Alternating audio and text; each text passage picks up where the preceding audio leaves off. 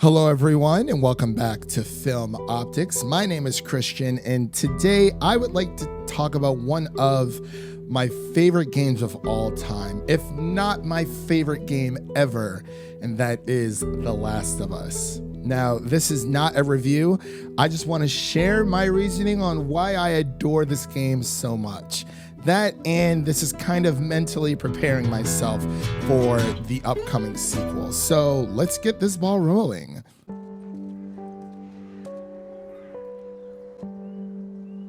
So, is this everything you were hoping for?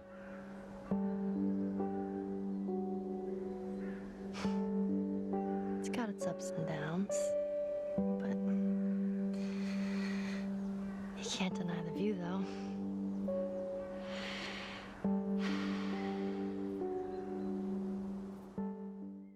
Now, for those of you who are not familiar with the game, I'm going to read the synopsis really quick just so you have some idea of what I'm talking about. So the synopsis reads, in September 2013, an outbreak of mutant cordyceps fungus ravages the United States, transforming its human hosts into aggressive creatures known as the Infected.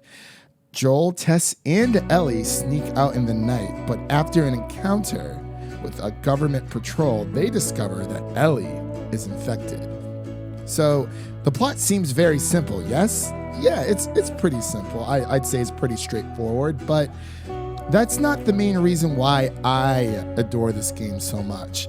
The main reason for me is the journey between Joel, who is a middle-aged man who has essentially lost his entire world, and Ellie, a 14-year-old girl who is the only known hope for mankind's survival. Some people would call this the greatest game they've ever played, or the greatest story they've ever played. And I would agree with them 100%. The trials and tribulations that these two characters endure is simply incredible. And that's exactly what the game director Neil Druckmann has done with this masterpiece of a game. The game's original release date was June 14th, 2013, which is crazy to think about because here it is 7 years later, and I'm still talking about this game in 2020. A lot of people are. It's one of the greatest games ever created, and I will say that wholeheartedly. That it's totally fine. Feel free to disagree. You're all entitled to your own opinion, but I've been a huge fan of Naughty Dog ever since I sat down and turned on my PlayStation 1, and Crash Bandicoot was my first entry into the Naughty Dog family, and my love for the studio has grown from there ever since. And I still have my PlayStation 1 discs of the original Crash trilogy, which is pretty insane to think about. But when I sat down and watched the trailer for The Last of Us for the first time, I have to admit, I was actually not sold on it. What? Are you kidding? At 2, Brute? Am I using that right? Now, before you guys grab your torches and pitchforks, let me explain myself here. So, in the year 2013, for those of you who don't know, there was a huge zombie video game craze going on. And I gotta be honest, I was going through a bit of a fatigue when it came to the genre. Games like State of Decay, Dead Rising 3, and DayZ had me wanting to try something new and different. I kind of just went back to playing a bunch of other single-player games, Call of Duty, Halo, all that stuff. But in the end, I did decide to give this genre one last shot because, well, it was Naughty Dog. And they had never let me down before. I absolutely adored Crash Bandicoot. Who could forget the Jak and Daxter games, which are literally my favorite platformers of all time, and of course the Uncharted series as well. And I gotta say, when I picked this game up in my local GameStop and I played it for the first time, I was completely blown away.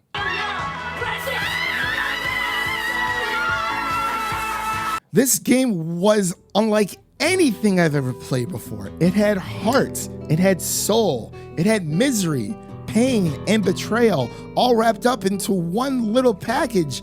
And I quickly found out that this game was not about zombies. It was about a surrogate relationship between two characters, Joel and Ellie. I know I say this a lot, but this game literally gave me something that I didn't know that I needed. It gave me empathy through control, which is something you cannot experience by watching a movie. And the reason why I love this game so much is because for a brief moment in time, while you're playing, you become those characters. These events aren't just affecting the characters that you're playing, but they are affecting you as well. The way this game orchestrates the characters you encounter throughout your journey is unforgettable. But it's not just the journey that you endure with these characters, it's the gameplay. The way that you can tackle certain situations by either running into them guns blazing, or you can conceal yourself and sneak past enemies. And also, Ellie, FYI, isn't just some random NPC. You're not just her babysitter. She actually helps you throughout this game when you're in a pinch, and she actually cannot be seen by enemies, which is actually really, really cool. She warns you if there's an enemy behind you, and if she does get attacked, there is a sense of urgency, I would say, to help her, because if she dies, game over, and obviously vice versa if you die, but you always have a chance to rescue her in dire situations and vice versa. But I love how this game makes you care for Ellie, because if it wasn't for her being as useful as she is, this game would be super boring. It would feel way too stale, and it would feel like they did something that was too safe. It would feel too familiar. And there are times where I would actively look for her, and she wasn't in my line of sight, and I actually got a little bit worried. And I never felt more like a parent in my entire life. Like, where in the hell is Ellie? Where does she run off to? But I could go on and on about how much this game means to me, but I didn't want this video to be super long, and I didn't want to give an in-depth review. I simply wanted to share my experience in preparation for The Last of Us Part 2 that is coming out on Friday, June 19th. As of this recording, we are literally a week away, and I could not be more excited. And I hope others are as well. And I hope this video encourages others to play the first game before picking up the second, because trust me, it is one hell of a ride. And if you haven't played The Last of Us, the remastered version of the first game is on sale right now. I believe as of right now, I think it's like $10 through either Best Buy, Target, or Amazon. I'll put links to the to the game down below. But yeah, I just wanted to kind of talk about why I like The Last of Us. And I'm pretty sure that it's on sale on the PlayStation Store as well. I believe PlayStation is doing their Days of Play sale as of right now. So that's pretty cool, right? I guess so. But I just want to end on this note. The wait is almost over for The Last of Us Part 2, and I'm beyond ready to continue my journey with the characters that have changed the way that we've viewed storytelling through video games.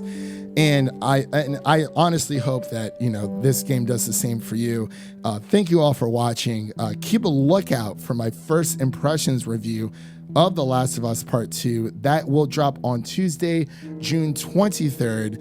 I'll have the entire weekend to, marinate, play the game, hopefully beat the game by then. But we'll just have to wait and see. Either way, it is going to be a non-spoiler review that I will be dropping on Tuesday, June 23rd. And also, don't forget to check out our podcast of content that's available here on our channel, or just head over to our podcast. It's Film Optics. Optics is spelled OPTIX, if you haven't figured that out already.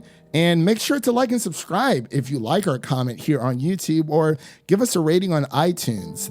That would help us out a lot. We really want to enhance the experience for you, the listener, the viewer. So again, my name is Christian here on Film Optics, and we will see you guys in the next one.